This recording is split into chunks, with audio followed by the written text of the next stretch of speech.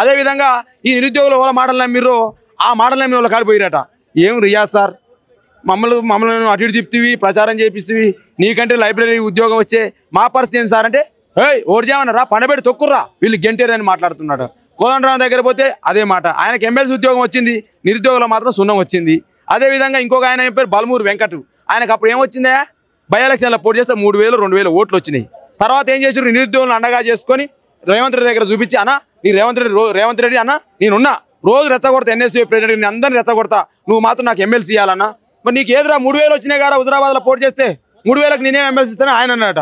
లేదన్నా నిరుద్యోగులను రెచ్చగొడతా, వాళ్ళందరినీ ప్రచారం చేపిస్తా అని చెప్పిండట. ఆఖరికి ఆ నిరుద్యోగులు పోయి బలమూరు వెంకటని నమ్మి, అన్న నిన్ను నమ్మి మేము ప్రచారం చేస్తుంది, కేసీఆర్ తండ్రి లాంటి కేసీఆర్ ఓడగొడుతుంది అన్న, ఏందన్న నీ పరిస్థితి ఏంటంటే, వీళ్ళు నిలగొట్టరు అని చెప్పి గవర్నమెంట్తో నెట్టిస్తుంటాయి బలమూరు వెంకట్. తర్వాత బలమూరు వెంకటకు ఉద్యోగం వచ్చాయి. తర్వాత ఆయన పేరు ఏం పేరు, ఆకునూరు మురళికి విద్యా కమిషన్లో ఉద్యోగం వచ్చినట్టు. విద్యా కమిషన్ తీసుకున్నాను కానీ విద్యార్థులను మర్చిపోయింది ఆయన. ఇంకా ఆ తర్వాత తీర్మానం మల్లయ్య రోజు కేసీఆర్ మీదనే పాడిందే పాట పాసమల్ల జాతర అన్నట్టు రోజు మాట్లాడింది ఆయన. ఇక ఆయన ఏ పార్టీలో కూడా అర్థం కావట్లే ఆయన.